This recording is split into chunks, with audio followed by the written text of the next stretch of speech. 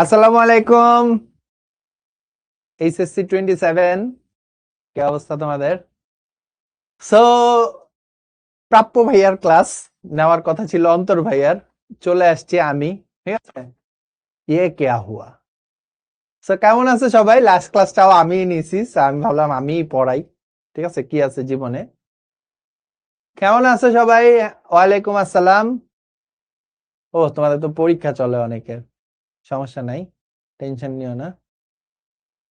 দাদা, আমার একটা রং চাল, রবিন ভাই একটু ডাক দেন তো। কেমন আছো সবাই? কেমন চলতেছে পড়াশোনা? আ- কেন ভালো নাই?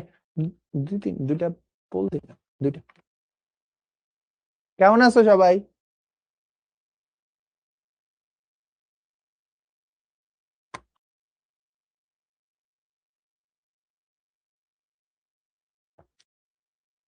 তো আশা করি ভালোই আছো। কলেজে ক্লাস টাস চলতেছে, অনেক কলেজে পরীক্ষা চলতেছে। সো ঘাসফড়িং দুইটা ক্লাস হয়েছে। গত ক্লাসে আমি পরিপাকতন্ত্র এবং রক্ত সংবহনতন্ত্র পড়াই দিছি। সো হিসাব অনুযায়ী আজকের ক্লাসে ঘাসফড়িং শেষ হয়ে যাওয়ার কথা ছিল, বাট আমার মনে হয় না আমি আজকের ক্লাসে ঘাসফড়িং শেষ করতে পারবো।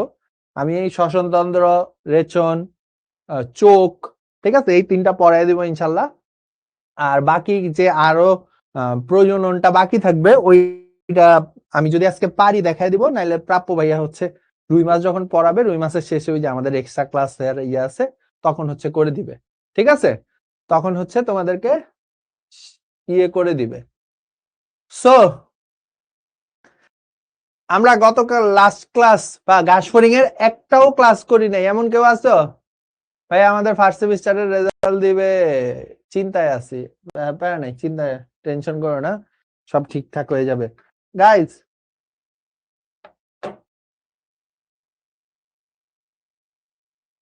একটাও ক্লাস করি নাই, এমন কেউ আছো যে দুইটা ক্লাসের একটাও ক্লাস করি নাই? আসবে আসবে, সবাই আসবে। সো সব বেশিরভাগই করছো, আমি খুব কম মানুষজনই দেখতেছি যারা একটাও ক্লাস করো নাই। তো চল আমরা শুরু করি। তো আমি একটু, আমার টানা ক্লাস চলতেছে বুঝছো, সে 8টা থেকে ক্লাস নিচ্ছি, মাত্র শেষ হয়েছে 9টা 15-তে, আবার 9টা 15-তে তোমাদের শুরু। সো আমি একটু মাঝে মাঝে পানি খাবো বা চা খাবো, তোমরা মাইন্ড করো না, বা মাঝখানে একটু ব্রেকও দিব, তোমরা মাইন্ড করো না।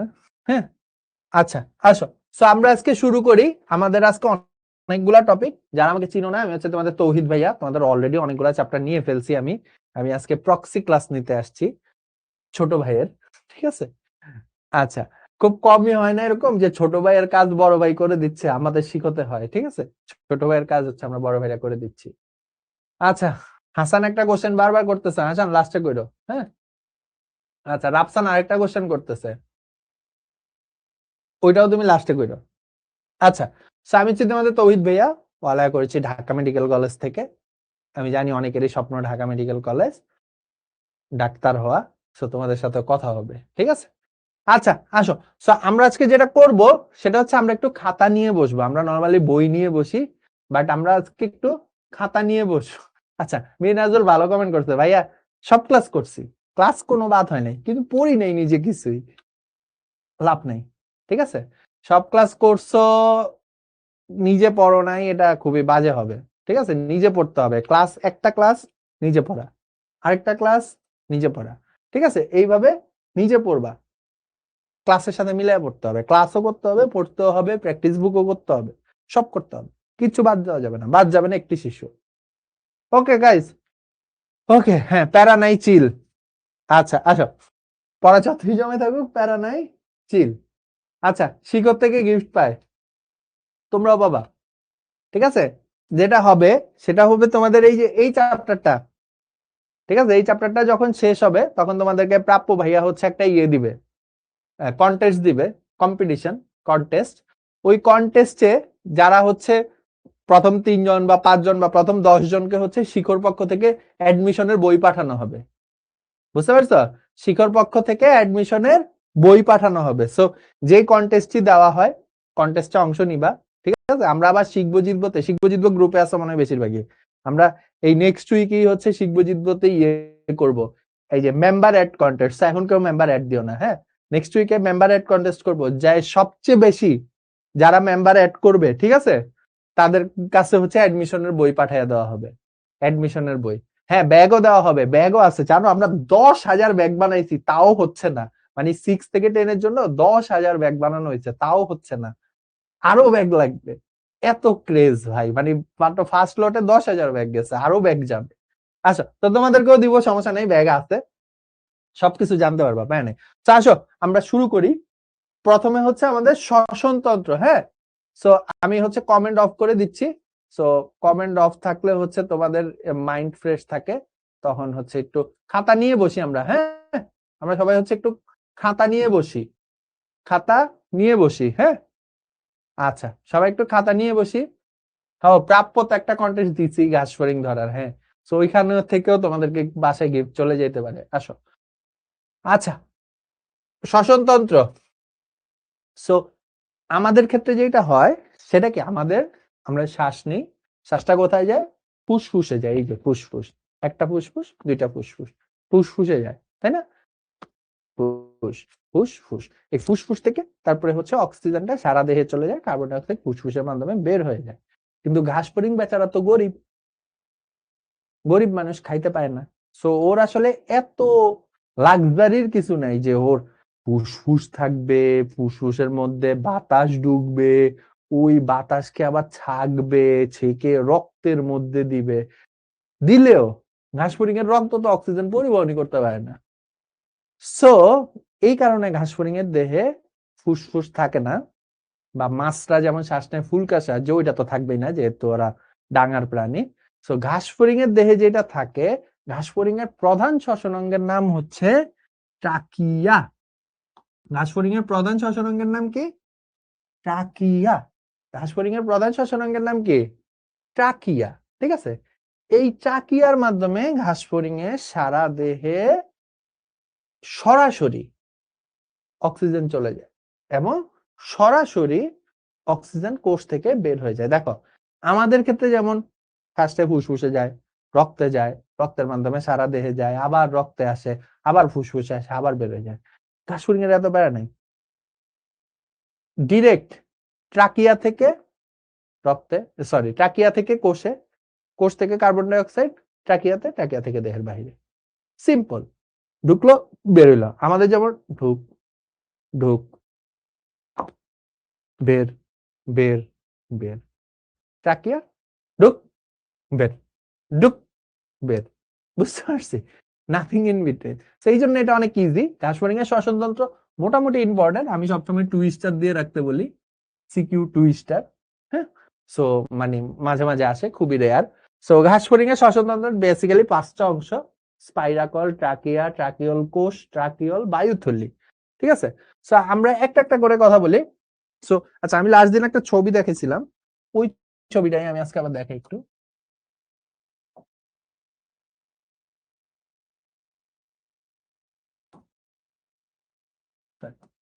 এই যে ঘাস ফড়িং, হ্যাঁ, এই যে নীলগুলা, এগুলাই হচ্ছে ঘাস ফড়িংয়ের শ্বাসন, এই যে ট্রাকিয়া, মানে শ্বসনতন্ত্রের অংশ।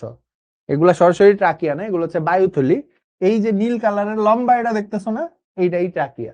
এই যে নীল কালারের লম্বা এটা দেখতেছো না, এই যে লম্বা, আমি এবার লাল কালি করে দিছি, কিছুই দেখা যাচ্ছে না মনে হয়। এই যে এটাই হচ্ছে ট্রাকিয়া, এটাই হচ্ছে কি ট্রাকিয়া। এখন এর ভিতরে বায়ু ঢুকে হচ্ছে শ্বাসরন্ধ্রের মাধ্যমে। দাঁড়া আমি একটু দেখি, স্পাইরাকল গুলা দেখা যায় না। এই যে দেখা যায়, দেখা যায়, দেখা যায়, এই যে দেখো, এই যে দেখো,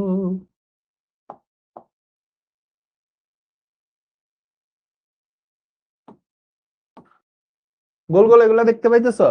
স্পষ্ট মনে হয় দেখতে পাইতেছো না, আমি আরো বড় করি কেন। এবার দেখো তো, এবার এবার কিছু কিছু বোঝা যাচ্ছে, সমস্যা নাই। সেগুলো হচ্ছে ছিদ্র, স্পাইরাকল বলে এগুলাকে। কি বলে? স্পাইরাকল বলে। ঘাস ফড়িং এর দেহে 10 জোড়া ছিদ্র থাকে, তোমরা জানো।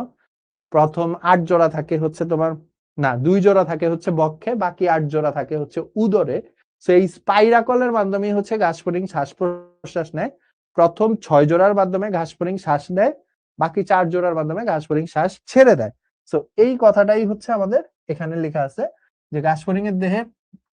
আমি যদি একটু ছবি দেখাই,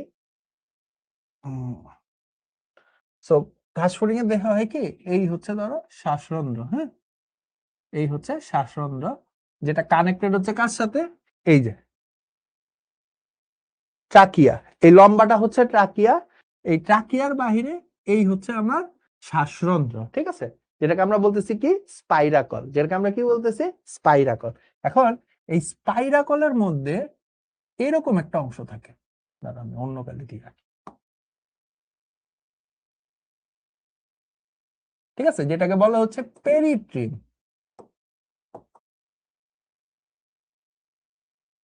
এই পেরিট্রিম হচ্ছে ছাকনির মতো কাজ করে। এই পেরিট্রিম হচ্ছে কিসের মতো কাজ করে, ছাকনির মতো কাজ করে। এই পেরিট্রিম হচ্ছে কিসের মতো কাজ করে, ছাকনির মতো কাজ করে, ঠিক আছে।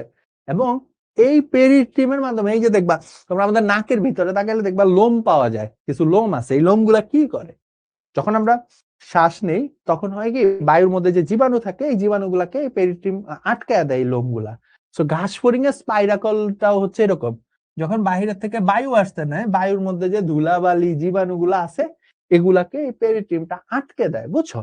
এরপরে এই যে এই জায়গাটা, এই জায়গাটাকে বলা হচ্ছে অ্যাট্রিয়াম। এই জায়গাটাকে কি বলে, অ্যাট্রিয়াম। অ্যাট্রিয়াম আমরা কই পড়ছি, ও এখনো পড়ি নাই, 9 পড়ছিলাম, অলিন্দ হৃৎপিণ্ডে থাকে অ্যাট্রিয়াম। অ্যাট্রিয়াম মানে বেসিক্যালি খালি জায়গা। সো এইটার সাথে অ্যাট্রিয়ামের মিল আছে দেখে এই জায়গাটাকে বলা হয় অ্যাট্রিয়াম। এটা হচ্ছে কি স্পাইরাকল। তাহলে ঘাস ফড়িং এর স্পাইরাকল টোটাল কয় জোড়া, 10 জোড়া। এর মধ্যে 4 জোড়া শ্বাস নেয়, 6 জোড়া শ্বাস ছাড়া। আচ্ছা আমি উল্টা বলছিলাম মনে হয়, সরি। আর বক্ষে আছে 2 জোড়া, উদরে আছে 8 জোড়া, ঠিক আছে। শ্বাস নেয় কয় জোড়া, 4 জোড়া, শ্বাস ছাড়ে কয় জোড়া, 6 জোড়া। বক্ষে আছে 2 জোড়া, উদরে আছে বাকি 8 জোড়া, ঠিক আছে। এরপরে যেটা থাকে এই যে লম্বা, ঠিক আছে, এই লম্বা এটাকে বলে হচ্ছে আমার ট্রাকিয়া। এই ট্রাকিয়ার মাধ্যমেই হচ্ছে ঘাস ফড়িং এর দেহ হচ্ছে এর সাথে কানেক্টেড থাকে, ঠিক আছে। ঘাস ফড়িং এর এই যে বাহিরের থেকে যে বায়ু আসে এই ট্রাকিয়াই সরাসরি কোষের সাথে কানেক্টেড থাকে, হ্যাঁ। সেই ট্রাকিয়াটাকে এখানে তো আমি এভাবে লম্বা করে রাখছি, হ্যাঁ। আমি যদি এইভাবে দেখি মানে মাঝখান বরাবর কাটি, তাইলে আমি এরকম গোল 3টা অংশ দেখতে পারবো,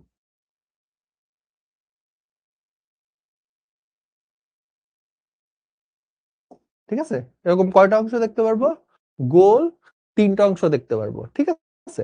কয়টা অংশ দেখতে পারবো, 3টা অংশ দেখতে পারবো। আচ্ছা কি কি বলে, একেবারে বাহিরের অংশটাকে বলে হচ্ছে এপিথেলিয়াম,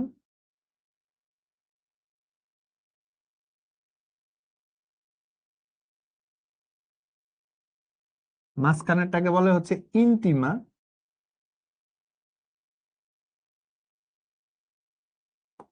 আর ভেতরেরটাকে বলে হচ্ছে ভিত্তিঝিল্লি,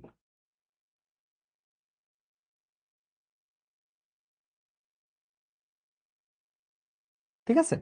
আমি যদি এই ট্রাকিয়াটাকে লম্বা বরাবর কাটি তাহলে আমি ট্রাকিয়ার 3টা অংশ পাবো। একেবারে বাহিরেরটাকে বলে এপিথেলিয়াম, মাঝখানেরটাকে বলে ইন্টিমা, আর ভেতরেরটাকে বলে হচ্ছে ভিত্তিঝিল্লি, ঠিক আছে। সো এই হচ্ছে ট্রাকিয়া 3টা অংশ।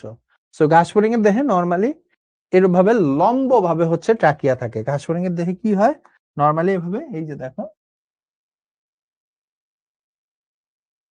এই যে দেখো, এই যে,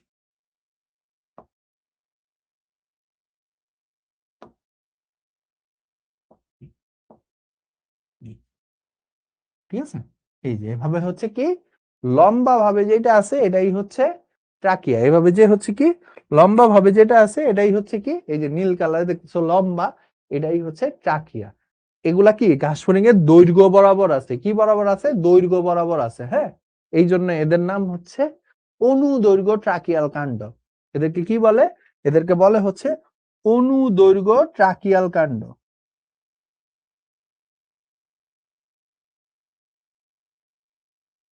এদেরকে কি বলে, এদেরকে বলে হচ্ছে অনুদৈর্ঘ্য ট্রাকিয়াল কাণ্ড। তো ঘাস ফড়িং এর দেহে এরকম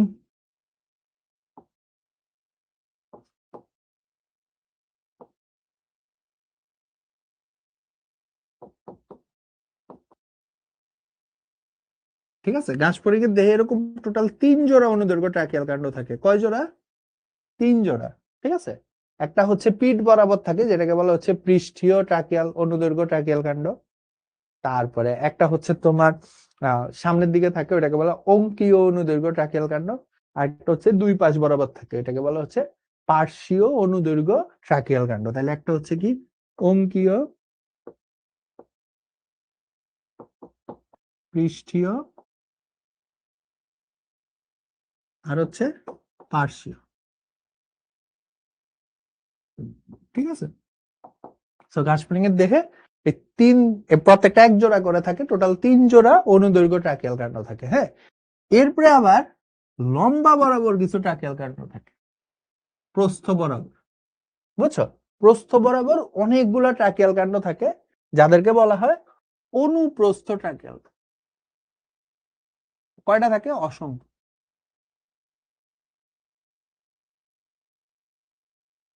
অনুপ্রস্থ ট্রাকিয়াল কাণ্ড কয়টা থাকে? অসংখ্য। ঠিক আছে, তাহলে আমার কি অনুদৈর্ঘ্য থাকতেছে কয়টা? জাস্ট 3 জোড়া, কিন্তু অনুপ্রস্থ থাকতেছে কয়টা? অনেকগুলা। অনুপ্রস্থ থাকতেছে কয়টা? অনেকগুলা। ঠিক আছে, তাহলে দেখো ঘাস ফড়িং এর দেহে এই যে ভাইয়া তোমাদেরকে দেখাইলাম, এরকম লম্বা হচ্ছে ট্রাকিয়াল কাণ্ড থাকতেছে কয়টা?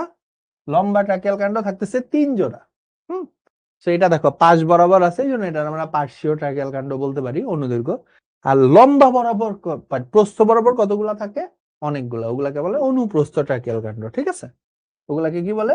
অনুপ্রস্থ ট্রাকিয়াল কাণ্ড। আচ্ছা, এরপরে এই যে যে ট্রাকিয়ার 3টা অংশ, এপিথেলিয়াম, ইন্টিমা এবং ভিত্তিঝিল্লি, এর মধ্যে এই যে যে ইন্টিমাটা আছে, এই ইন্টিমাটা হয় কি, এই যে এই ইন্টিমা অংশটা, এটা হয় কি কিছুদূর পর পর গিয়ে শক্ত হয়ে যায়। কি হয়ে যায়? কিছুদূর পর পর গিয়ে শক্ত হয়ে যায়। কেন শক্ত হয়ে যায়? যাতে এই যে যে লম্বা যে ট্রাকিয়াল কাণ্ডটা আছে, এটা হচ্ছে কোথাও চুপসে না যায়। এটা হচ্ছে কোথাও কি না হয়? চুপসে না যায়। আবার বলি, এই যে যে 3টা লেয়ার আছে ট্রাকিয়ার, এর মাঝখানের যে লেয়ারটা ইন্টিমা, এটা হচ্ছে কিছুদূর পর পর গিয়ে মোটা হয়ে যায় যাতে হচ্ছে ট্রাকিয়াটা চুপসে না যায়। ঠিক আছে, যেটাকে বলা হয় হচ্ছে টিনিডিয়া। যেটাকে কি বলে? টিনিডিয়া।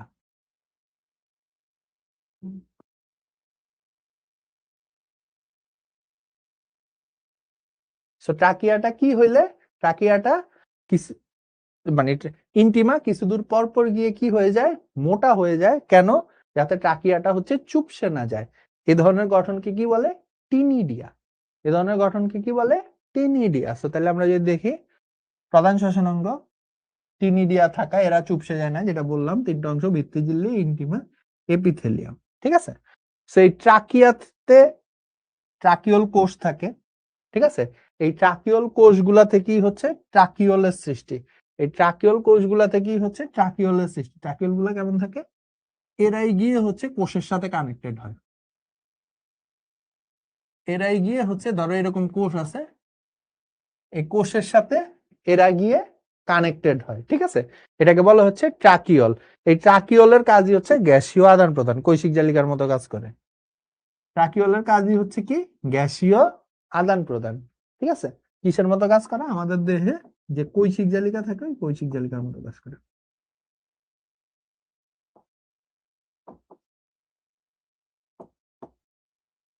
আচ্ছা, আর এরা কি, আর আরেকটা থাকে সেটা হচ্ছে বায়ুথলি। এই যে ছবি দেখে এখানে বুঝতেছো, এই যে নীল কালারের বড় বড়, এটাই হচ্ছে বায়ুথলি। এই বায়ুথলি হচ্ছে বায়ু জমা রাখে। বায়ুথলি হচ্ছে কি করে? বায়ু জমা রাখে। তাহলে আমরা যদি একটু ট্রাকিয়াতে দেখি, তাহলে ট্রাকিয়া কি করতেছে? সরি, এই বায়ুথলি হচ্ছে কি করতেছে? বায়ু প্রবাহ নিয়ন্ত্রণ করতেছে এবং বায়ু জমা রাখতেছে। এবং কি করতেছে? বায়ু জমা রাখতেছে। তাহলে এই হচ্ছে ঘাস ফড়িং এর দেহের শ্বসনতন্ত্রের 5টা অংশ: স্পাইরাকল, ট্রাকিয়া, ট্রাকিওল কোষ, ট্রাকিওল, বায়ুথলি। খুবই ইজি জিনিস।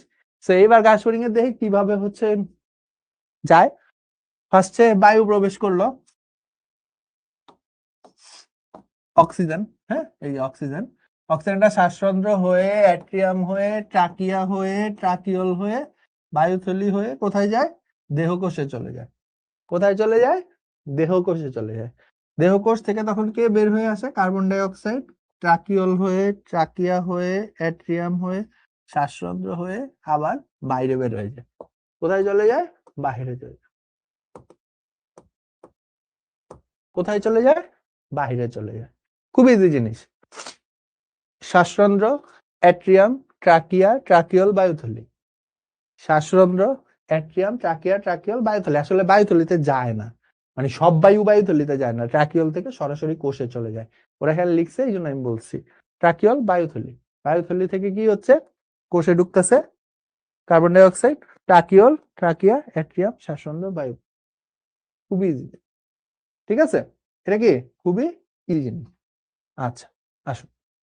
সো তাইলে এই হচ্ছে আমাদের ঘাসফড়িং এর শ্বসন তন্ত্র।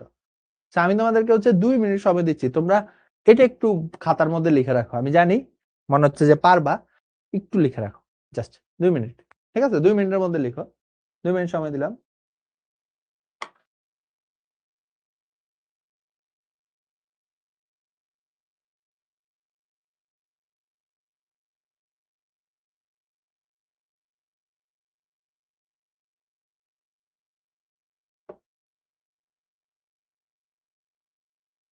আচ্ছা, এরপরে বলো। আচ্ছা, সব একটু বলো শ্বসনতন্ত্র নিয়ে কারো কোনো প্রশ্ন আছে? কমেন্ট অন করে দিছি, লিখতেও থাকো, আর কোনো কোশ্চেন থাকলে বলো। ও সরি, ভিত্তিঝিল্লি বাহিরে। আরে আল্লাহ।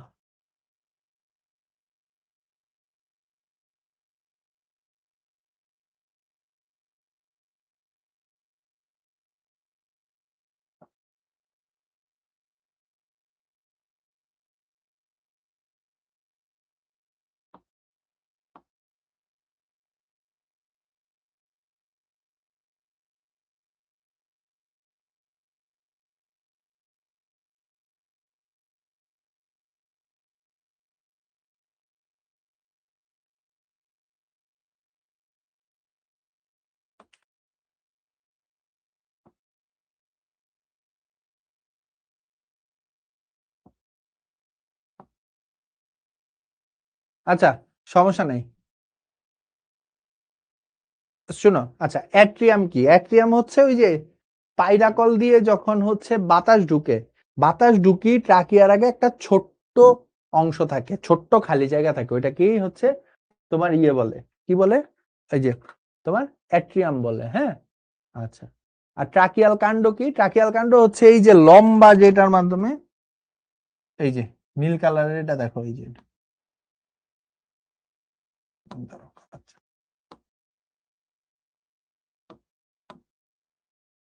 এই যে এটাই হচ্ছে ট্রাকিয়াল কাণ্ড।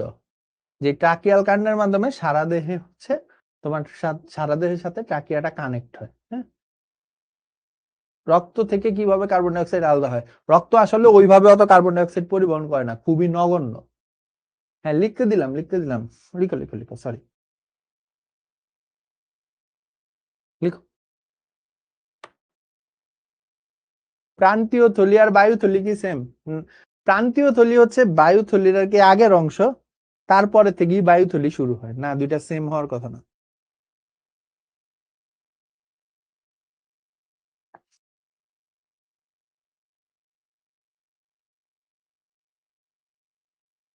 হ্যাঁ, ঘাসফড়িং এর ব্রেইন থাকে, বাট অতটা এফেক্টিভ না।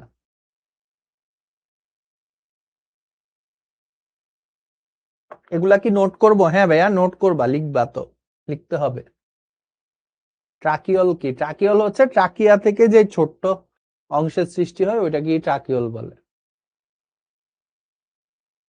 আচ্ছা, মীর তাবাচ্চুম বলছে, এটা তো বইয়ে আছে, কেন লিখবে ভাই? বইয়ে তো তো সবই আছে। তুই কি পরীক্ষার হলে পারিস সব? পারিস না, তাহলে লিখতে বলতেছি লিখ। যখন তুমি একবার লিখবা, তখন যখন তুমি আবার পড়তে যাবা, তখন তোমার কাছে অনেক কিছু রিক্যাপ হবে, যে ও আচ্ছা, এটা লিখছিলাম। যখন তুমি খালি পড়বা, তখন পরীক্ষার হলে 100% দিয়ে আসতে পারবা না। কিন্তু যদি তুমি লিখো, খুব ভালো চান্স আছে তুমি পরীক্ষার হলে 100% দিয়ে আসতে পারবা। লম্বা ট্রাকিয়াল কাণ্ডটাকে বলা হচ্ছে অনুদৈর্ঘ্য ট্রাকিয়াল কাণ্ড।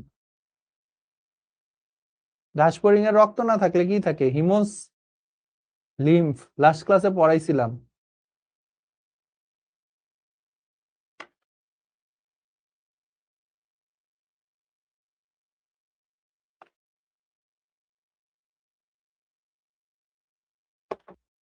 আচ্ছা হয়েছে, এবার আসো, এবার আমরা চলে যাব হচ্ছে পরের টপিকে, ঘাসফড়িং এর রেচনতন্ত্র। ঠিক আছে, সো ঘাসফড়িং এর রেচনতন্ত্র, ঘাসফড়িং এর প্রধান রেচনতন্ত্রের নাম হচ্ছে মালপিজিয়ান নালিকা। এটা হচ্ছে হলুদ কালারের, প্রায় 100টা মালপিজিয়ান নালিকা থাকে ঘাসফড়িং এর দেহে।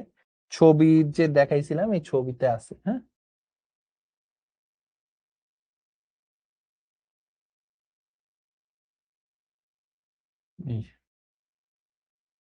এই যে সুতার মতো দেখতেছো না, এই সুতার মতো এগুলাই হচ্ছে মালপিজিয়ান নালিকা। লাস্ট ক্লাসে বলছিলাম এইটা ঘাসফড়িং এর মেসেন্টেরনে থাকে। ঠিক আছে, এই যে সুতার মতো হলুদ, এখানে 100টার মতো আছে মালপিজিয়ান নালিকা। কি আছে? 100টার মতো আছে হচ্ছে মালপিজিয়ান নালিকা। ঠিক আছে, সো ঘাসফড়িং এর প্রধান শ্বসনাঙ্গের নাম কি? মালপিজিয়ান নালিকা। এছাড়া আরো অনেকগুলো আনুষঙ্গিক রেচনাঙ্গ থাকে, যেমন ইউরেট কোষ, ইউরিকোস গ্রন্থি, নেফ্রোসাইট, কিউটিকল, ফ্যাট বডি। আর ওদের প্রধান রেচন বদ্র হচ্ছে অ্যামোনিয়া, ইউরেট, ইউরিক অ্যাসিড। ঠিক আছে, ঘাসফড়িং এর প্রধান রেচন বদ্র হচ্ছে অ্যামোনিয়া, এই জন্য এদেরকে অ্যামোনোটেলিক প্রাণী বলে, অ্যামোনোটেলিক।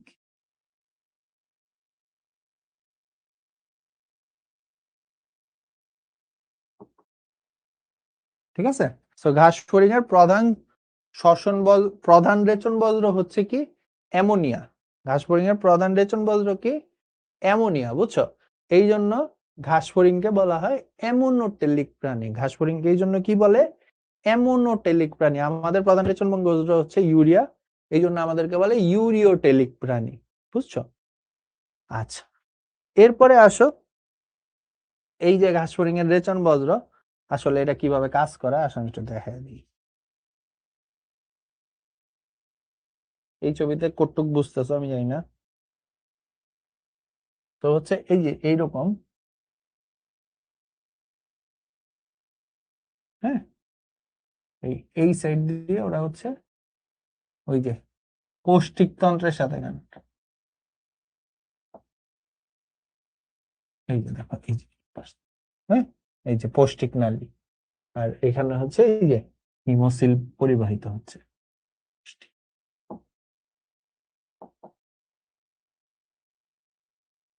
তো এই যে এদিক দিয়ে কি হয়?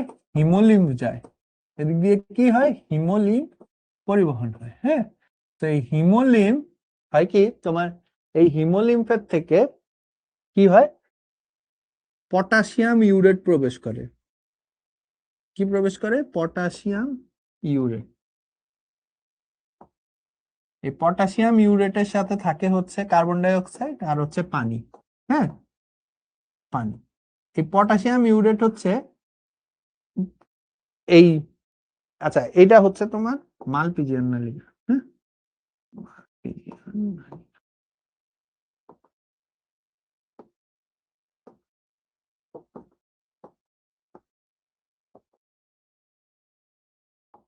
ঠিক আছে, সো এই মালপিজিয়ান নালিকার মধ্যে হিমোলিম্ফ থেকে হচ্ছে potassium urate, carbon die oxide আর পানি আসে। হ্যাঁ, পানি এসে এগুলা কিসে পরিণত হয়? আমি উপরে জায়গা নেই জন্য নিচে লিখতেছি, পটাশিয়াম কার্বনেট,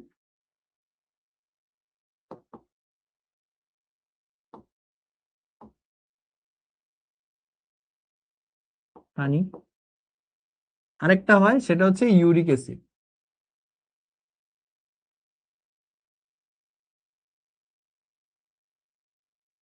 ঠিক আছে, তো এই যে এইখানে এটাই লিখছিল, পটাশিয়াম কার্বনেট, ইউরিক অ্যাসিড। হ্যাঁ, তো এই পটাশিয়াম ইউরিক অ্যাসিডটা হচ্ছে কি হয় তোমার? ইউরিক অ্যাসিডটা হচ্ছে তোমার এই যে ইউরিক অ্যাসিড, সরি, এই ইউরিক অ্যাসিডটা হচ্ছে তোমার এই পৌষ্টিক নালী দিয়ে হচ্ছে দেহ থেকে বের হয়ে যায়। কি হয়? এই পৌষ্টিক নালী দিয়ে হচ্ছে দেহ থেকে বের হয়ে যায়।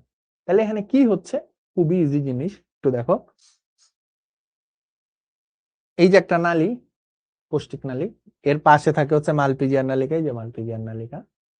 এই মালপিজিয়ান নালিকার মধ্যে দিয়ে হচ্ছে হিমোলিম্ফ প্রবাহিত হতে থাকে। হ্যাঁ, যখন হিমোলিম্ফটা মালপিজিয়ান নালিকার কাছে আসে, তখন হিমোলিম্ফ থেকে potassium urate, carbon die oxide এবং পানি একসাথে হয়।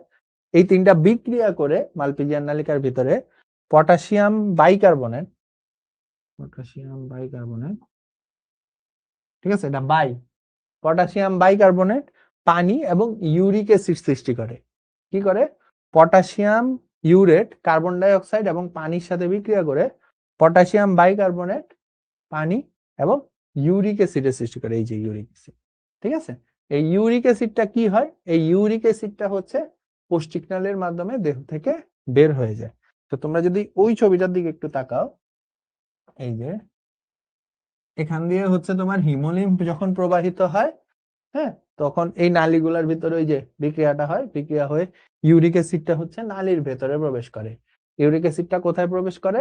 নালীর ভেতরে। এই যে নালীর বাহিরে ছিল, কোথায় প্রবেশ করছে? নালীর ভেতরের দিকে প্রবেশ করছে এবং প্রবেশ করে কি গঠন করছে? আমার ইউরিক অ্যাসিড, পটাশিয়াম বাইকার্বনেট এবং পানি।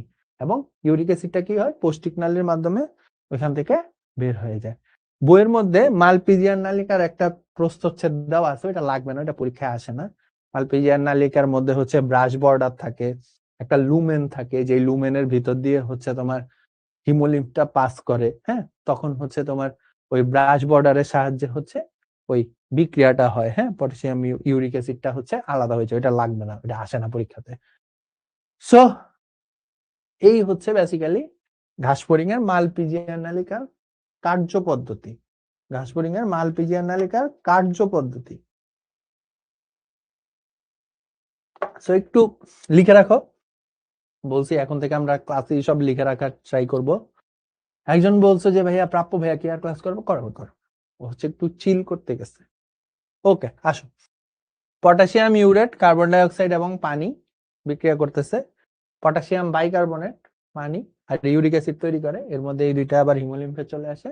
ইউরিক অ্যাসিডটা হচ্ছে পৌষ্টিক নালীর মাধ্যমে দেহ থেকে বের হয়ে যায়। একটু এইভাবেই লিখে রাখো। 2 মিনিট সময় দিলাম।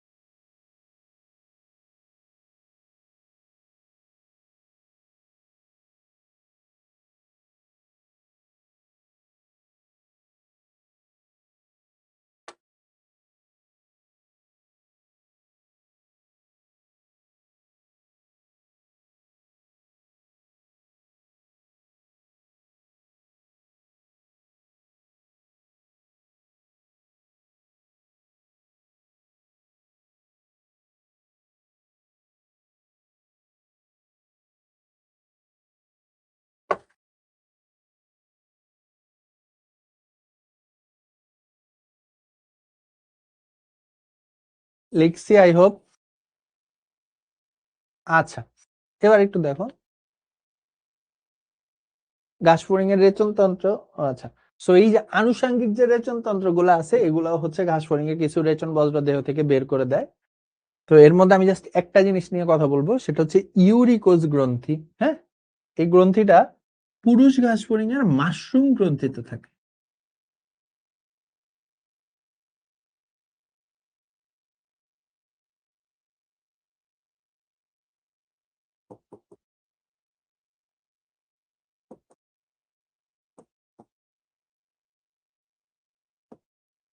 এই গ্রন্থিটা কোথায় থাকে? পুরুষ ঘাসফড়িং এর মাশরুম গ্রন্থিতে, ঠিক আছে। এটা স্ত্রী ঘাসফড়িং এ থাকে না, শুধুমাত্র পুরুষ ঘাসফড়িং এ থাকে। পুরুষ ঘাসফড়িং এর দেহে পুং প্রজননতন্ত্রের এখানে মাশরুমের মতো একটা গ্রন্থি আছে, ওই মাশরুম গ্রন্থিতে থাকে। ইউরিক্রস গ্রন্থিটা কোথায় থাকে? পুরুষ ঘাসফড়িং এর মাশরুম। এটা পরীক্ষা আসে, হ্যাঁ, যে নিচের কোনটি পুরুষ ঘাসফড়িং এর মাশরুম গ্রন্থিতে অবস্থান করে? ইউরেটর কোষ, ইউরিক্রস গ্রন্থি, নেফ্রোসাইট, কিউটিকল। উল্টা, ইউরিক্রস গ্রন্থিতে কোথায় থাকে? পুরুষ ঘাসফড়িং, স্ত্রী ঘাসফড়িং উভয়ই অ্যাক্টিভ থাকে, ঠিক আছে। সো এই জন্য এটা পড়ায় দেওয়া, প্রায় এগুলো নর্মাল। একবার রিডিং পড়ে নিও বইয়ের থেকে। আচ্ছা, এইবার আসো আরেকটা টপিক, ঘাসফড়িং এর সংবেদী অঙ্গ। তো তোমরা জানো যে আমরা ওই যে 5 ধরনের সেন্স আছে, ইন্দ্রিয়, পঞ্চ ইন্দ্রিয় আমাদের দেহে, না? এই যে চোখ, নাক, কান, মুখ, ঠিক আছে। এগুলা হচ্ছে কি এক একটা এক এক ধরনের সেন্স নিতে পারে। আমাদের দেহে সংবেদী অঙ্গ আছে 11টা, সেন্স 5টা, বাট অঙ্গ আছে 11টা। সো ঘাস ফড়িং এর দেহ এরকম অনেকগুলা সংবেদী অঙ্গ আছে, যেমন আলোক সংবেদী অঙ্গ, ওরা আলো বুঝতে পারে কিসের মাধ্যমে, এগুলো মাঝে মাঝে পরীক্ষা আসে। এই যে পুঞ্জাক্ষী এবং ওসেলির মাধ্যমে, আমরা একটু পরে আমাদের নেক্সট টপিকে হচ্ছে পুঞ্জাক্ষী, ওসেলি হচ্ছে, পুঞ্জাক্ষী থাকে ঘাস ফড়িং এর দেহে 2টা, ওসেলি থাকে ঘাস ফড়িং এর দেহে 3টা, এইভাবে থাকে। ধরো এই হচ্ছে পুঞ্জাক্ষী, এটা পুঞ্জাক্ষী, আর এই হচ্ছে ওসেলি, ঠিক আছে, মাঙ্গেকেও শারিনগান। আচ্ছা আচ্ছা, তো এই হচ্ছে ওসেলি আর হচ্ছে পুঞ্জাক্ষী থাকে, যেটার মাধ্যমে ওরা হচ্ছে আলো বুঝতে পারে, এটার মাধ্যমে ওরা কি বুঝতে পারে, আলো।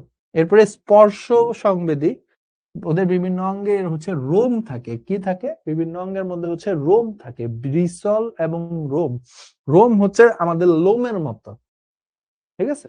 আচ্ছা, এরপরে হচ্ছে গন্ধ, ওরা গ্রান পায় কিসের মাধ্যমে, অ্যান্টেনার মাধ্যমে।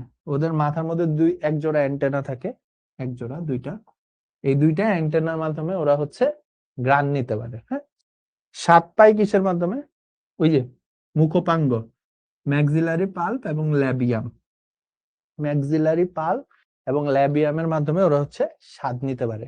ম্যাক্সিলারি পাল্প এবং ল্যাবিয়ামের মাধ্যমে ওরা হচ্ছে কি নিতে পারে, স্বাদ নিতে পারে। তাপ নিতে পারে কিসের মাধ্যমে, প্লান্টুলি প্যাড এবং অ্যান্টেনার রোম, ওদের পায়ের মধ্যে থাকে এটা। হ্যাঁ, প্লান্টুলি প্যাড, এটা খুব ইন্টারেস্টিং, এটা পরীক্ষায় আসে যে প্লান্টুলি প্যাডের মাধ্যমে কোন সংবেদ গ্রহণ করে, স্পর্শ, গন্ধ, স্বাদ, তাপ, শ্রবণ, ঠিক আছে। সো প্লান্টুলি প্যাডের মধ্যে ওরা কি গ্রহণ করতে পারে, তাপ। আমরা তাপ গ্রহণ করি কিসের মাধ্যমে, স্কিন, আলো, চোখ, স্পর্শ, টাচ, স্কিন, গন্ধ, নাক, স্বাদ, জিহ্বা, তাপ, স্কিন, শ্রবণ, কান, ঠিক আছে। সো আচ্ছা, ওরা শুনে কিসের মাধ্যমে, ওদের দেখে একটা টিম্পেনাম পর্দা থাকে এবং পায়ু, আচ্ছা, পায়ু, পায়ু স্যার কি বুঝছো, পায়ু স্যার কি হচ্ছে পুরুষ ঘাস ফড়িং এর, বা হচ্ছে এই যে ঘাস ফড়িং এর একটা প্রজনন অঙ্গ, ঠিক আছে, পায়ুপত্য পুজো, ঠিক আছে, ওই যে পায়ু পথের ওইখানে পায়ুস আর কি, এটা ওদের প্রজনন তন্ত্রের একটা অংশ। এইটার মাধ্যমে হচ্ছে ওরা শুনতে খুবই ইন্টারেস্টিং জিনিস, ওরা পায়ুস সার্কের মাধ্যমে হচ্ছে ওরা শুনতে পারে, শব্দ শুনতে পারে, ঠিক আছে। সো এটা হচ্ছে শ্রবণ সংবেদী অঙ্গ। সো আলোক সংবেদী অঙ্গ হচ্ছে পুঞ্জাক্ষী ও সেলি, স্পর্শ সংবেদী অঙ্গ হচ্ছে বিভিন্ন অঙ্গের ব্রিসল ও রোম, গন্ধ সংবেদী অঙ্গ হচ্ছে অ্যান্টেনার রোম, স্বাদ সংবেদী অঙ্গ হচ্ছে ম্যাক্সিলারি পাল্প এবং ল্যাবিয়ামের রোম, তাপ সংবেদী অঙ্গ হচ্ছে প্লান্টুলি প্যাড ও অ্যান্টেনার রোম, শ্রবণ সংবেদী অঙ্গ হচ্ছে টিম্পেনাম এবং পাইউসার্কির রোম, ঠিক আছে। তো এটা একটু পড়ো, এখান থেকে মাঝে মাঝে কোশ্চেন আসে, খুব যে ইম্পর্টেন্ট ওইরকম না, বাট এখান থেকে এমসিকিউ আসতে পারে, এই যে সিলেট বোর্ডে আসছিল 2021 সালে, তো তোমাদেরও এখান থেকে পরীক্ষায় প্রশ্ন আসতে পারে, ঠিক আছে। ওকে, সো তাইলে এখন আমি যেহেতু অনেকক্ষণ ধরে দাঁড়ায় আছি, এরপরে আমরা খুবই ইম্পর্টেন্ট টপিক পড়বো, মানে এই চ্যাপ্টারের সবচেয়ে ইম্পর্টেন্ট টপিক ঘাস ফড়িং এর পুঞ্জাক্ষী। তো ভাইয়া হচ্ছে এখন তোমাদের একটু 15 মিনিটের ব্রেক দিচ্ছি, এরপরে এসে হচ্ছে আমি তোমাদেরকে আবার সব ইয়ে করে দিব। হ্যাঁ, বিরতি, ক্লাস শুরু 10-এ, 10টা 10-এ। হ্যাঁ, আমি একটু 15 মিনিট ব্রেক নেই, এরপরে ওমাটিডিয়াম হচ্ছে এই চ্যাপ্টারের সবচেয়ে ইম্পর্টেন্ট টপিক। হ্যাঁ, ওমাটিডিয়াম হচ্ছে এই চ্যাপ্টারের সবচেয়ে ইম্পর্টেন্ট টপিক, সো কেউ মিস দিও না, এখান থেকেই কোশ্চেন আসবে সবচেয়ে বেশি। হ্যাঁ, তো তাহলে 10 মিনিট 15 মিনিটের একটু ব্রেক, আসতেছি আবার।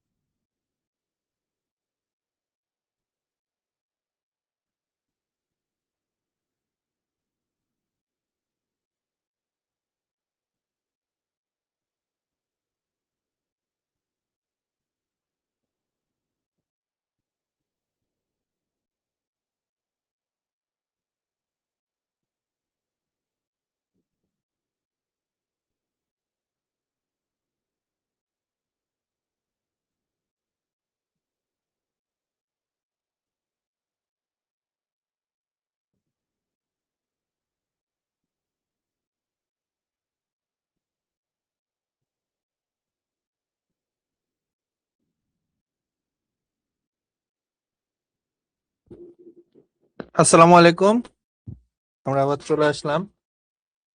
চলো আমরা এখন এই চ্যাপ্টারের সবচেয়ে ইম্পর্টেন্ট টপিকটা পড়ে ফেলি, ঠিক আছে? তো ভাইয়া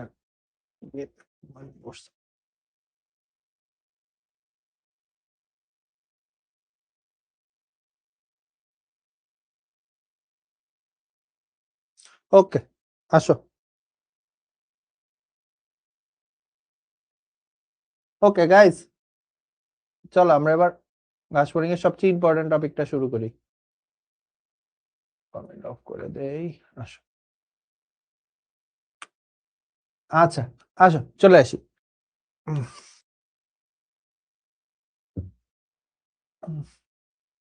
আচ্ছা, সো ঘাস ফড়িং এর দেহের মানে তোমাদের ইন্টারের বইয়ে এত প্রাণী থাকতে, লক্ষ লক্ষ প্রাণী আছে। তোমরা জানো যে প্রায় 17-15 লক্ষের মতো প্রাণী আছে। এত প্রাণী থাকতে কেন ঘাস ফড়িং দেওয়া হয়েছে? কারণ ঘাস ফড়িং এর একটা এক্সেপশনাল বৈশিষ্ট্য আছে, হ্যাঁ।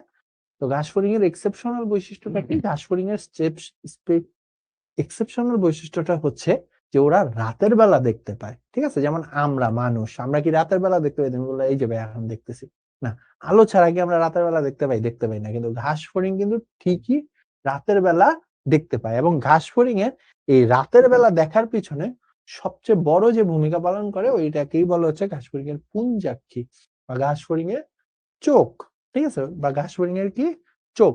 সো এই যে ঘাস ফড়িং এর চোখ দেখতে হচ্ছে এইরকম, যাকে আমরা পুঞ্জাক্ষী বলি। এই পুঞ্জাক্ষী, দুইটা পুঞ্জাক্ষী থাকে ঘাস ফড়িং এর দেহে। এরা কি দ্বারা গঠিত?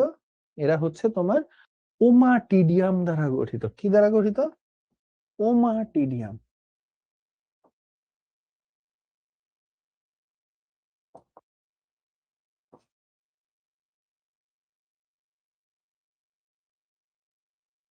ঘাস ফড়িং এর পুঞ্জাক্ষী কি দ্বারা গঠিত? ওমাটিডিয়াম দ্বারা গঠিত, ঠিক আছে? তো ঘাস ফড়িং এর এক একটা পুঞ্জাক্ষীতে 2000 ওমাটিডিয়াম থাকে। কয় হাজার ওমাটিডিয়াম থাকে? 2000 ওমাটিডিয়াম থাকে। এবং এই সব ওমাটিডিয়াম মিলে ওদেরকে যেমন উজ্জ্বল আলোতে, মানে এই যে যেমন যখন অনেক আলো থাকে দিনের বেলা দেখতে সাহায্য করে, তেমনি রাতের বেলা যখন কোনো আলো থাকে না তখনও ওদেরকে দেখতে সাহায্য করে, ঠিক আছে? তো এই ওমাটিডিয়ামের গঠন এই চ্যাপ্টারের সবচেয়ে important topic. Not 7 star, 100%। So আমি ক্লাসের মধ্যে বেশ কিছু টাইপের হচ্ছে ইউজ করি, যেমন 1 star, 2 star, 3 star, 5 star, 7 star, ঠিক আছে? নর্মালি বেশিরভাগ জায়গাতে 7 স্টার ইউজ করি। কিন্তু 7 স্টারের থেকে যেটা বেশি ইম্পর্টেন্ট, যেটা পরীক্ষায় 100% আসে, এটা হচ্ছে 100% দিয়ে ইউজ করি। যে মানে এটা 7 স্টারের থেকেও বেশি ইম্পর্টেন্ট, মানে পরীক্ষায় আসবেই। তুমি তোমার কলেজের পরীক্ষা, mid term, year final, pre, এই যে প্রি টেস্ট, টেস্ট, তারপরে এইচএসসি, তারপরে হচ্ছে অ্যাডমিশন, পাবাই। এই কোশ্চেন তুমি পাবাই, এটা গ্যারান্টেড। হুম। সো এটা খুবই ইজি একটা টপিক, আমরা এখন পড়বো। খুবই ইজি, কোনো প্যারাই খাওয়া লাগবে না, হ্যাঁ। সো ভাইয়ের সাথে জাস্ট পড়বা। আমরা হচ্ছে, আমি একে একে দেখা দিচ্ছি। সো এই ওমাটিডিয়ামের হচ্ছে 10টা অংশ। ওমাটিডিয়ামের কয়টা অংশ? ওমাটিডিয়ামের হচ্ছে টোটাল 10টা অংশ। কয়টা অংশ? 10টা অংশ, হ্যাঁ। সেই 10টা অংশের গঠন কোনটা কি দ্বারা গঠিত আমি এই সবগুলাই হচ্ছে এখন দেখাই দিচ্ছি। আসো তো ভাইয়ের সাথে, আসো আমরা শুরু করি। সো ওমাটিডিয়ামের একেবারে বাহিরের দিকে থাকে হচ্ছে এরকম, ঠিক আছে? এই যে দেখো, এই যে ওমাটিডিয়ামের বাহিরের দিকে থাকে হচ্ছে এরকম। হুম। আচ্ছা, এটা বেশি বড় হয়ে গেছে।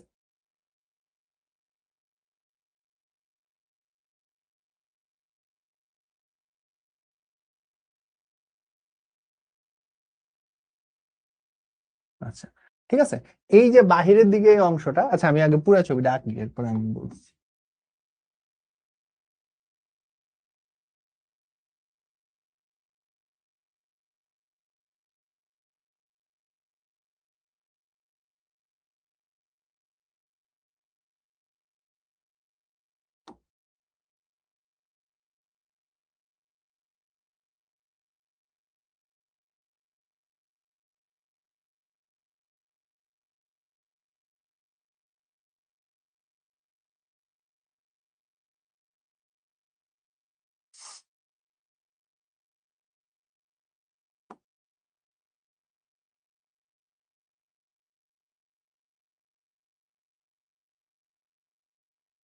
আমি এটা ছবি এঁকে নিয়ে আসতে পারতাম, বাট ইচ্ছা করে আনি নাই। আমি একটু দেখাবো যে তোমরা নিজেরা কিভাবে আঁকতে পারো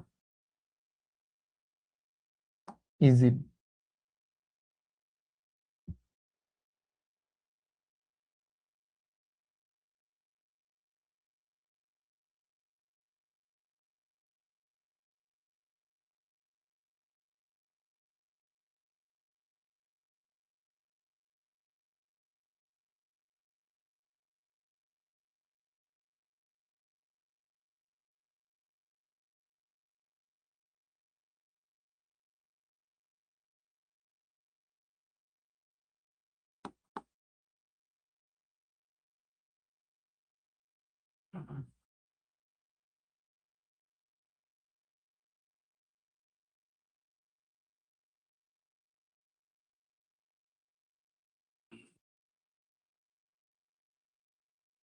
ঠিক আছে, সো আমি ইচ্ছা করে আঁকছি, খালি হাতে আঁকছি। অবশ্যই তোমরা তো আর এত প্রফেশনাল ওয়েতে আঁকতে পারবা না, আর এখানে বেশ কিছু ঝামেলাও আছে।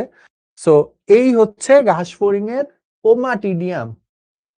ঠিক আছে, আমি এখন প্রত্যেকটা অংশ বলবো, ওই সাইডে লিখবো, কতটুকু কি লেখা লাগবে পরীক্ষার হলে আসলে আমি ওইটাও বলে দিব।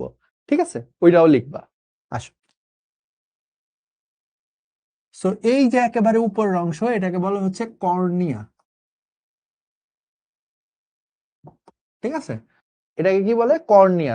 সর্বপ্রথম আলো কাশফড়িং এর চোখে ওমাটিডিয়ামে প্রবেশ করে কর্নিয়ার মাধ্যমে। ঠিক আছে, এই কর্নিয়াটা আমাদের দেহের, আমাদের চোখের লেন্সের মতো কাজ করে। কিসের মতো কাজ করে? লেন্সের মতো কাজ করে, লেন্সের মতো। তো পরীক্ষার হলে কোশ্চেন আসে যে নিচের কোনটি ওমাটিডিয়ামে লেন্সের মতো কাজ করে? কর্নিয়া। ঠিক আছে, আমাদের চোখের লেন্স যেমন হচ্ছে আলো ভিতরে প্রবেশ করায়, তেমনি কর্নিয়াও হচ্ছে কি করে? লেন্সের মতো কাজ করে, আলোটাকে হচ্ছে ভেতরের দিকে প্রবেশ করায়। কিসের ভিতরে প্রবেশ করায়? লেন্সের ভিতরে প্রবেশ করায়। ঠিক আছে, লেন্সের মতো হচ্ছে আলোটাকে দেহের ভিতরে প্রবেশ করায়। এবং এই কর্নিয়াটা গঠিত হয় কোন জায়গা থেকে? কর্নিয়াটা গঠিত হয় এই যে দেখো, কর্নিওজেন কোষ থেকে। কোন জায়গা থেকে? কর্নিওজেন কোষ। এই কর্নিওজেন কোষ থেকে কর্নিয়া গঠিত হয়। কর্নিয়া কয়টা থাকে? দুইটা থাকে। এই কর্নিওজেন কোষ থেকে কে গঠিত হয়? কর্নিয়া গঠিত হয়। ঠিক আছে, কয়টা থাকে কর্নিওজেন কোষ? দুইটা। নাম্বারটা মনে রাখতে হবে। এইবার দেখো, এই যে গোল ফানেলের মতো, কোন আইসক্রিমের মতো যে একটা জিনিস দেখা যাইতেছে, কোন আইসক্রিমের মতো যে একটা জিনিস দেখা যাইতেছে, এই যে এটা, এই যে, ঠিক আছে, এই যে, এই যে কোন আইসক্রিমের মতো যে অংশটা দেখা যাইতেছে, এইটাকে বলে হচ্ছে ক্রিস্টালাইন কোন। এটাকে কি বলে? ক্রিস্টালাইন কোন।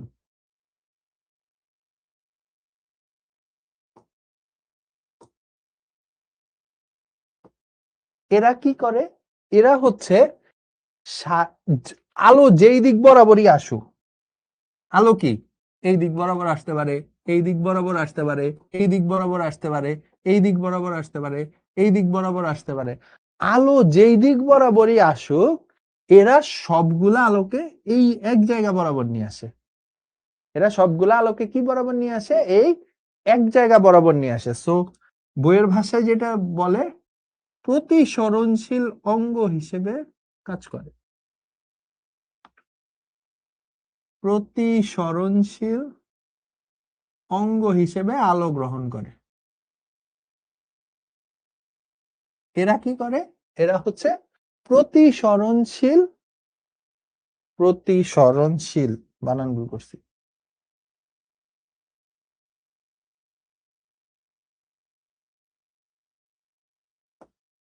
ঠিক আছে, এরা কি করে? এরা হচ্ছে প্রতিসরণশীল অঙ্গ হিসেবে আলোকে গ্রহণ করে। এরা হচ্ছে কি করে? প্রতিসরণশীল অঙ্গ হিসেবে আলোকে গ্রহণ করে এবং একটা জায়গা বরাবর নিয়ে আসে। এবার এদের সৃষ্টি হয় কোথা থেকে? এই যে নিচে সাদা কালারের এগুলা দেখতেছো না, এইখান থেকে এদের সৃষ্টি হয়। এটাকে বলা হচ্ছে ক্রিস্টালাইন কোন কোষ। ক্রিস্টালাইন কোন কোষ। কয়টা থাকে? চারটা, দুইটা দেখা যাচ্ছে আর দুইটা ওই পাশে থাকে। কয়টা থাকে ক্রিস্টালাইন কোন কোষ? চারটা থাকে। কয়টা থাকে ক্রিস্টালাইন কোন কোষ? চারটা থাকে। ঠিক আছে, সেই ক্রিস্টালাইন কোন কোষ থেকে ক্রিস্টালাইন কোণের সৃষ্টি। এইবার ক্রিস্টালাইন কোণ থেকে আলোটা আসে, এই যে দেখো লম্বা স্নায়ুর মতো দেখা যাচ্ছে, যে এটাকে বলে হচ্ছে র্যাবডম। এই র্যাবডমেই হচ্ছে আলো গৃহীত হয়, আলোটা গ্রহণ হয় ও প্রতিবিম্বের সৃষ্টি হয়।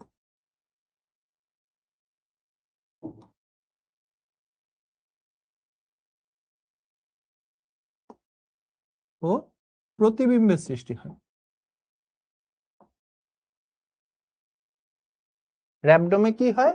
এই আলোটা গৃহীত হয় এবং প্রতিবিম্বের সৃষ্টি হয়। এবং কিসের সৃষ্টি হয়? প্রতিবিম্বের সৃষ্টি হয়। ঠিক আছে, তো পরীক্ষায় যদি কোশ্চেন আসে ওমাটিডিয়ামের কোন অংশে প্রতিবিম্বের সৃষ্টি হয় বা নিচের কোনটিতে প্রতিবিম্বের সৃষ্টি হয়, নোটির নিচের কোনটি আলো গ্রহণ করে বা আলো গৃহীত হয়? র্যাবডমের মাধ্যমে। ঠিক আছে, কিসের মাধ্যমে? র্যাবডমের মাধ্যমে। এইবার এই র্যাবডমটা কোথা থেকে সৃষ্টি হয়? এই যে দেখো দুই পাশে আছে, এগুলাকে বলে হচ্ছে তোমার রেটিনুলার কোষ। রেটিনুলার কোষ।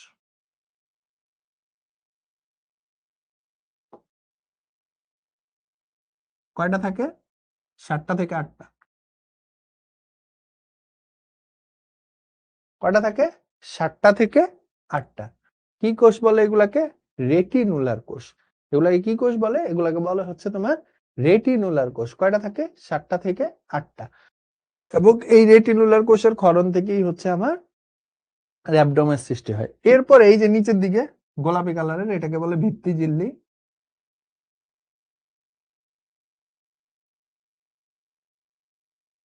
আর ভিত্তি ঝিল্লির নিচে এখানে এভাবে থাকে হচ্ছে তোমার স্নায়ুগুচ্ছ, স্নায়ু তন্তু বা গুচ্ছ, যা ইচ্ছা বলো।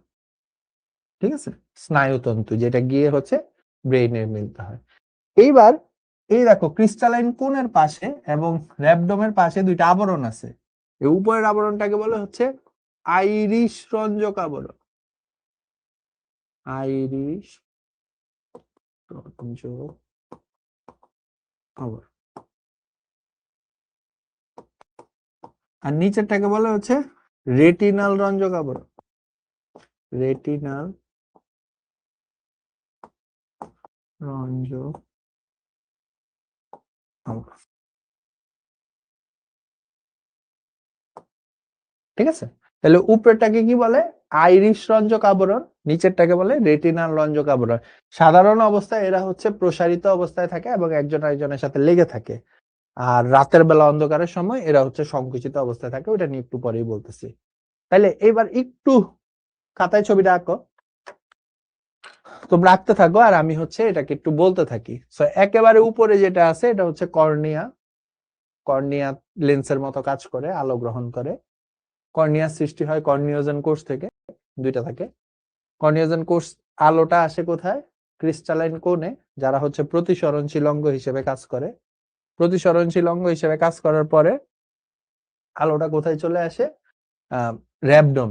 র্যাবডম কিসের মতো কাজ করে? আলোটাকে গ্রহণ করে ও প্রতিবিম্বের সৃষ্টি করে। র্যাবডম কি করে? আলোটাকে গ্রহণ করে ও প্রতিবিম্বের সৃষ্টি করে, আলো গৃহীত হয়। র্যাবডমের সৃষ্টি হয় কোথা থেকে? রেটিনুলার কোষ থেকে।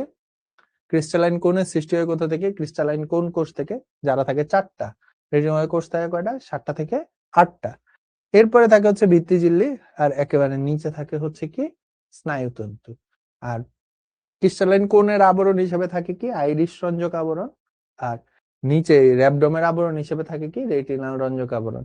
সাধারণ অবস্থায় এরা হচ্ছে প্রসারিত অবস্থায় একে অন্যের সাথে লেগে থাকে দিনের বেলা, আর রাতের বেলা এরা হচ্ছে সংকুচিত হয়ে যায়। কি করে এটা নিয়ে এখন পড়বো আমরা। সেইটা তোলো, 2 মিনিট সময় দিলাম, 2 মিনিটের মধ্যে তুলে ফেলো, লিখে ফেলো, মার্ক করে ফেলো।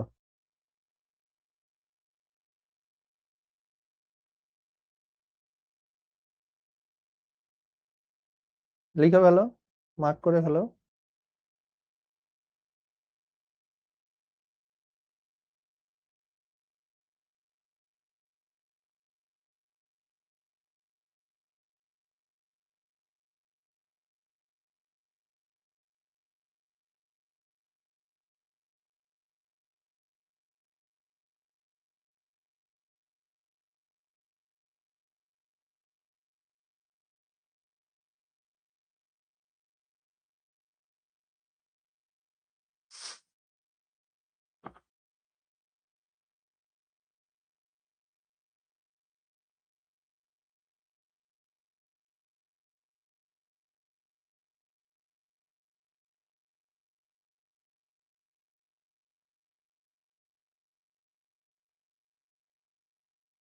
লিখে ফেলে, তুলে ফেলি।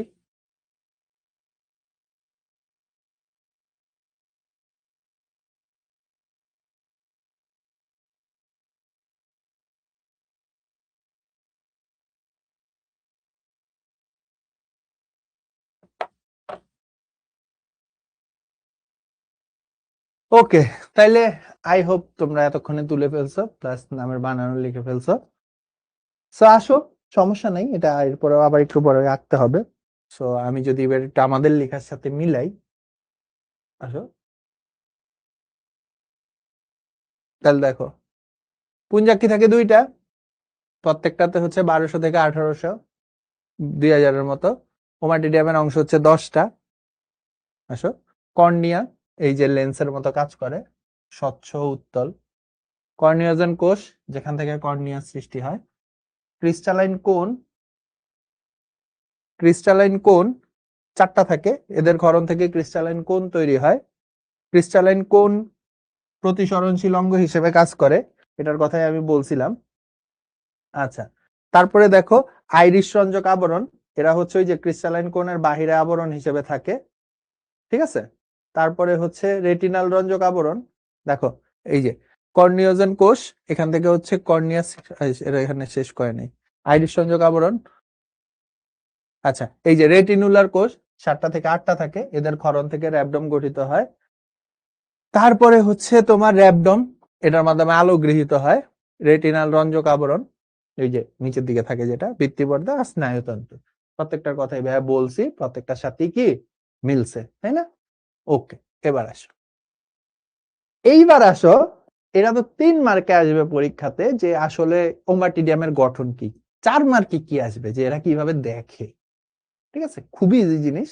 আসো, আমি আবার হচ্ছে একটু আলাদা করে এঁকে দেখাই। সো ধরো আমি একবারই আঁকি, হ্যাঁ একবারই আঁকবো, আচ্ছা একবারই আঁকি। ধরো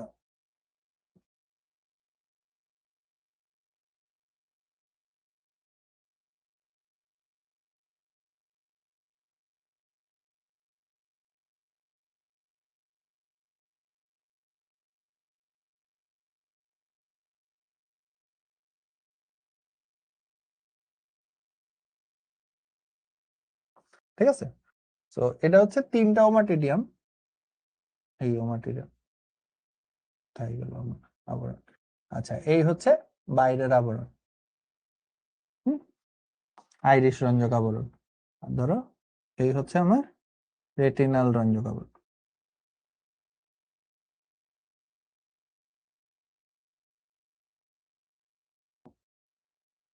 ঠিক আছে, তো ধরলাম এটা হচ্ছে এ ওমাটিডিয়াম, এটা হচ্ছে বি ওমাটিডিয়াম, আর এটা হচ্ছে সি ওমাটিডিয়াম।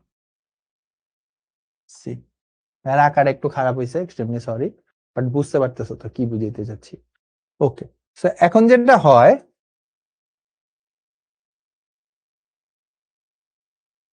ওকে, সো এখন যেটা হয় সেটা হচ্ছে দিনের বেলা যখন অনেক আলো থাকে, দিনের বেলা যখন আলোর পরিমাণ অনেক বেশি থাকে, তখন হয় কি, এই যে আইরিশ রঞ্জক আবরণ আর রেটিনাল রঞ্জক আবরণ, এরা প্রসারিত হয়ে একে অন্যের সাথে লেগে থাকে। দিনের বেলা যখন আলো বেশি থাকে, উজ্জ্বল আলোতে বা আলোতে কি হয়, আইরিশ রঞ্জক আবরণ আর রেটিনাল রঞ্জক আবরণ প্রসারিত হয়। আইরিশ রঞ্জক আবরণ ও রেটিনাল রঞ্জক আবরণ প্রসারিত অবস্থায় একে অন্যের সাথে লেগে থাকে। কি হয়, প্রসারিত অবস্থায় এরা একে অন্যের সাথে, এই যে এরা কি হয়, একে অন্যের সাথে লেগে থাকে। ঠিক আছে, এই যে একে অন্যের সাথে এরা লেগে আছে। এখন এই লেগে থাকলে কি হয়, লেগে থাকলে কি হয় দেখো, ধরো বি এর উপর আলো পড়তেছে এই বরাবর, সি এর উপর আলো পড়তেছে এই বরাবর, এর উপর আলো পড়তেছে এই বরাবর। ঠিক আছে, বি এর উপর এদিকেও পড়তেছে, এদিকেও পড়তেছে, হ্যাঁ। এখন এরা যখন, এই দুইটা আবরণ যখন একে অপরের সাথে প্রসারিত হয়ে লেগে থাকে, তখন বি এর মধ্যে যে আলো পড়তেছে ওইটা তো বি পাচ্ছেই, কিন্তু বি এর মধ্যে তো আবার এই দিক বরাবরও পড়তেছে, কারণ তোমরা জানো যে আলো সব দিক বরাবর চলতে পারে। এখন এই আলোটা হয় কি এখান থেকে এই দিকে চলে আসার কথা ছিল, বাট ও আসতে পারে না। ঠিক আছে, বি থেকে ওর কোথায় চলে আসার কথা ছিল, এ তে চলে আসার কথা ছিল, কিন্তু ও আসতে পারে না। কেন আসতে পারে না? কারণ এই যে আবরণগুলা প্রসারিত হয়ে একে অন্যের সাথে লেগে থাকে। কারণ কি? কারণ এই আবরণগুলা একে অন্যের সাথে লেগে থাকে প্রসারিত হয়ে। ঠিক আছে, ফলে হয় কি বি এর মধ্যে যে আলো পড়তেছে, সি এর মধ্যে যে আলো পড়তেছে, এর মধ্যে যে আলো পড়ছে, ওরা শুধু নিজেদের আলোই পাচ্ছে। এর মধ্যে যে এই আলোটা যেটা বি এ আসার কথা ছিল এটা আর আসতে পারে না। কারণ কি? এইটা লেগে থাকে এভাবে। কারণ হচ্ছে এটা লেগে থাকে, এই লেগে থাকার কারণে ও আর কি হয় এখানে এসে আটকে যায়। বুঝতে পারছো? সো উজ্জ্বল আলোতে কি হয়, ওরা এভাবে আসতে পারে না। এইবার অনুজ্জ্বল আলোতে কি হয়, মানে যখন অন্ধকার, অন্ধকারে কি হয়? অন্ধকারে যেটা হয় এই যে এদের মধ্যে এরকম ফাঁকা হয়ে থাকে, এরা দুইজনই কি হয় সংকুচিত হয়ে থাকে। এরা দুইজন আইরিশ রঞ্জক আবরণ ও রেটিনাল রঞ্জক আবরণ কি হয়ে থাকে? সংকুচিত হয়ে থাকে অন্ধকারে।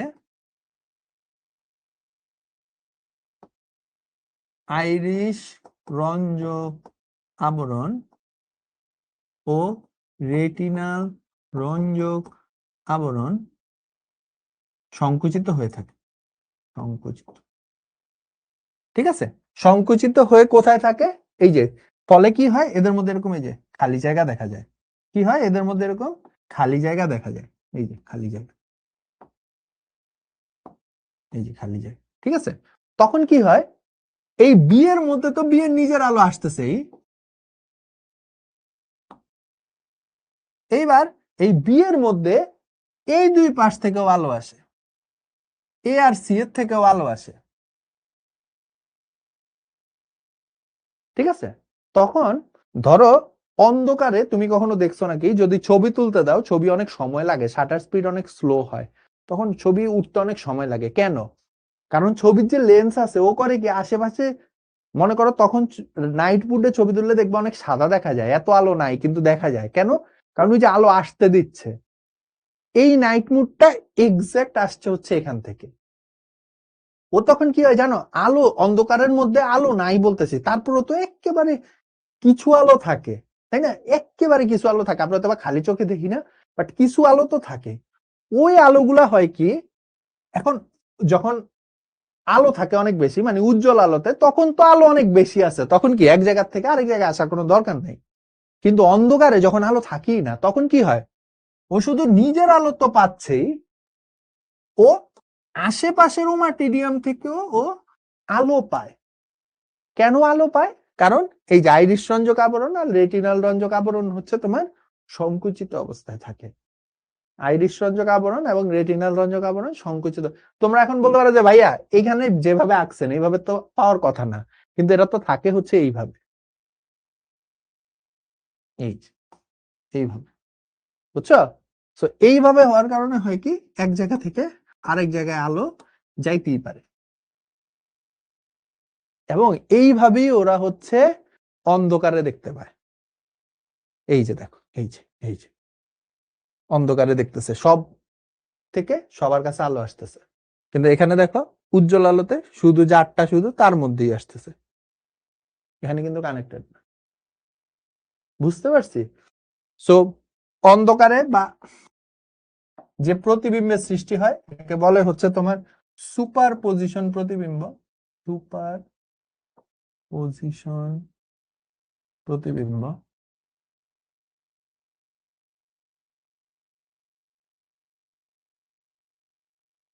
আর উজ্জ্বল আলোতে যেটা দেখা যায় ওইটা হচ্ছে অ্যাপোজিশন প্রতিবিম্ব।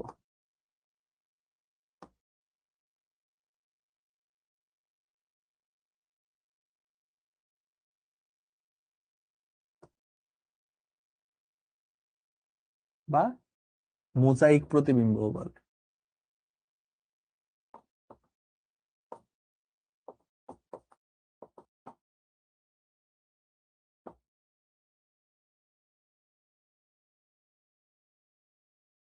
সো গাইজ বুঝো খেলাটা কোথায়?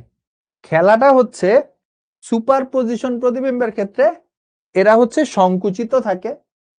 সংকুচিত থাকলে হচ্ছে আলো এক ওমাটিরিয়াম থেকে আরেক ওমাটিরিয়ামেও প্রবেশ করতে পারে। কিন্তু আচ্ছা, এই জন্য এটাকে সুপারপজিশন প্রতিবিম্ব বলে বা অন্ধকারের প্রতিবিম্ব বলে। সুপার মানে ওই যে সুপারম্যানের মতো মনে রাখতে পারো। আর অ্যাপোজিশন হচ্ছে উজ্জ্বল আলোতে, এটা অনেকটা মোজাইকের মতো, টাইলসের মতো দেখা যায়। এই ওরা যে প্রতিবিম্বটা ওদের থেকে গঠিত হয় ওইটা দেখতে অনেকটা টাইলসের মতো, বুঝছো? মানে ওরা আমাদের মতো একবারে স্পষ্ট দেখতে পায় না, এই যে পিক্সেল পিক্সেল আকারে হচ্ছে ছবি দেখতে পায়। ঠিক আছে, একটু পিক্সেল পিক্সেল আকারে দেখো।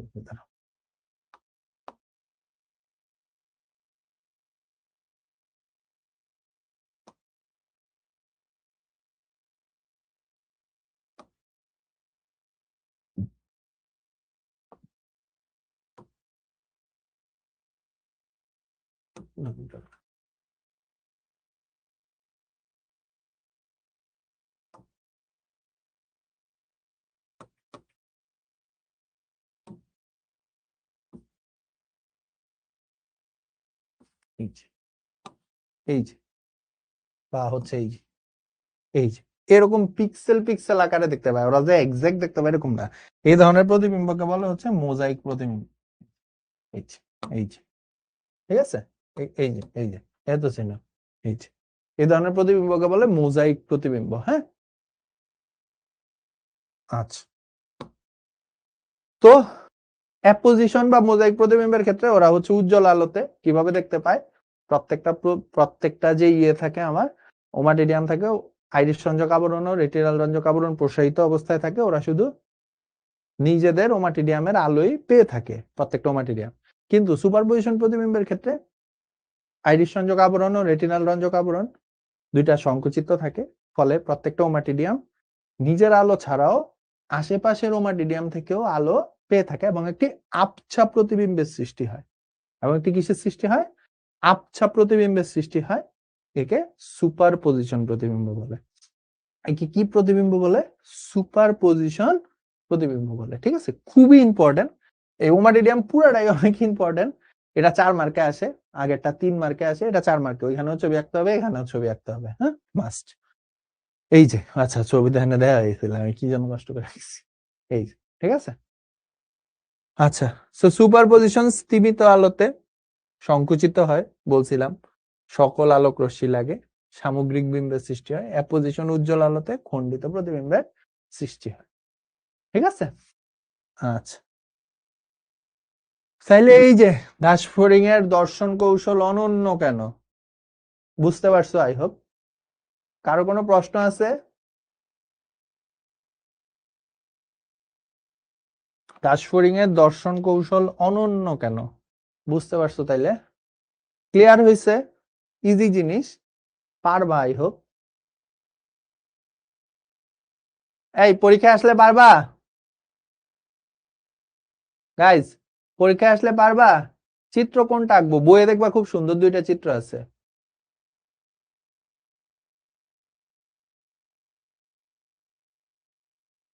চিত্র বইয়ে দুইটা আছে, একজন লিখছে ব্রেক, আর একটা ক্লাস শেষ, একটা ব্রেক। না না, আমি একজন বলছে ভাই আপনি কি অসুস্থ? না, আমি অনেকক্ষণ ধরে ক্লাস নিচ্ছি, বুঝছো, টানা 3 ঘন্টা ধরে, এই কারণে হচ্ছে একটু কমে গেছে। হ্যাঁ পারবা ইনশাল্লাহ। একজন লিখছে কি জানি, তুই হচ্ছে লিখ, এই যে আমি যে ছবি আঁকছি ছবিটা লিখ, ঠিক আছে, তাহলে পারবি। আচ্ছা আসো, এবার আমরা কি, আচ্ছা আমি প্রজনন পড়াইতে পারলাম না, প্রজনন তোমাদের প্রাপ্য ব্যয় পড়াবে। আচ্ছা আসো, দুইটা পোল দেই, দেখি, লিখো। লিখো কি, পোল দেই। ঘাসফড়িং এর ওমাটিডিয়ামের কোন অংশটি লেন্সের মতো কাজ করে? দেখি অ্যান্সার দাও, পোল দিচ্ছি।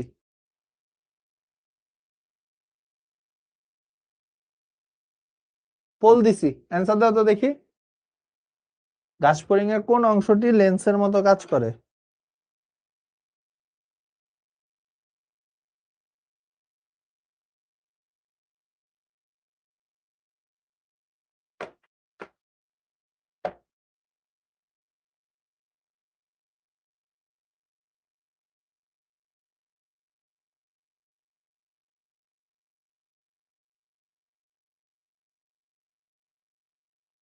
আচ্ছা, খুবই সহজ প্রশ্ন।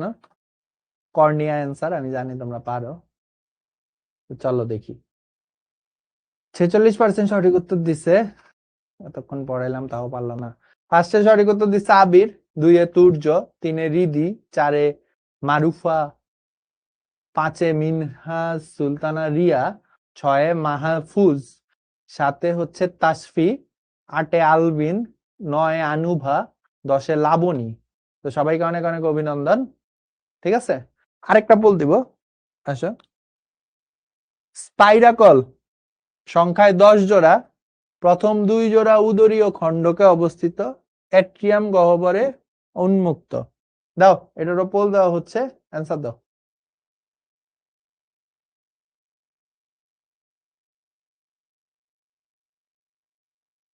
নাও পোল দিছি, অ্যান্সার প্লিজ।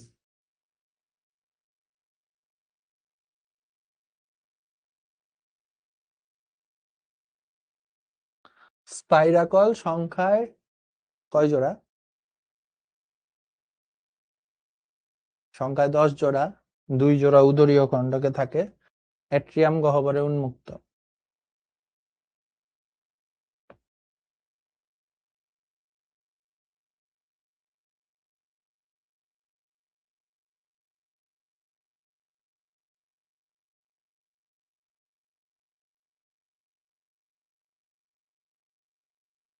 লিখছি, অ্যান্সার দিছি। অ্যান্সার হচ্ছে 1 ও 3, কারণ উদরীয় না, বক্ষ গহ্বরে অবস্থিত প্রথম 2 জোড়া। মাত্র 18%। তোমরা ভাবছো ওই 3টাই না?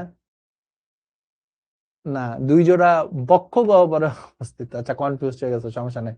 সবার আগে সঠিক উত্তর দিচ্ছে অর্পণ, 2 মারুফা, 3 তাসফি, 4 আব্দুল্লাহ, 5 মুহিনী, 6 ফাতেমা, 7 সিয়াম, 8 তুবা, 9 তানজিনা মিম, 10 সোনিয়া আক্তার। ভেরি গুড, সবাইকে অনেক অনেক অভিনন্দন। জুনায়েদ বলছে ভাই আমি বিজ্ঞান কলেজে পড়ি। ভেরি গুড, এবার ফার্স্ট হয়েছে মেডিকেলে বিজ্ঞান কলেজ থেকে। ওকে, রজত, হ্যাঁ বলছিলাম, আমি একটা পোস্ট দিছিলাম, তুই দেখছো মনে হয়, বলবো নি।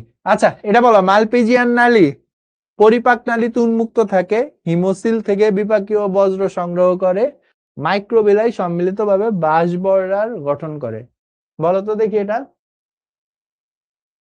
আহারে, তাহেরা মনে হয় 11তম হয়েছে, বলছে ভাই 11 পর্যন্ত হ্যাঁ, হারমেন মেইনা চিনি চিনি। আনিশা, চিনবো না কেন?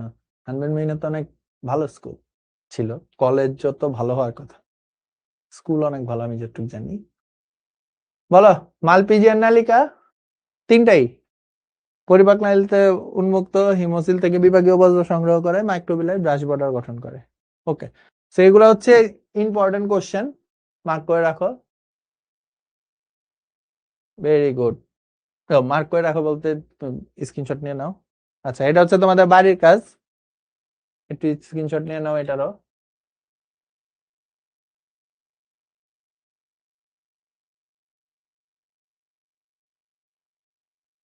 ওকে, সো আরেকটা টপিক বাদ আছে, প্রজননতন্ত্র। চিন্তা করো না, পড়ানো হবে, সবই পড়ানো হবে। সো আজকে এইটুকুই, 45 বেজে গেছে। তোমাদের সাথে আবার নেক্সট দিন দেখা হবে ইনশাল্লাহ, নেক্সট চ্যাপ্টারে তো দেখা হবেই। তাহলে আজকে এইটুকুই ভাইয়া, ঠিক আছে? আসসালামু আলাইকুম, আল্লাহ হাফেজ।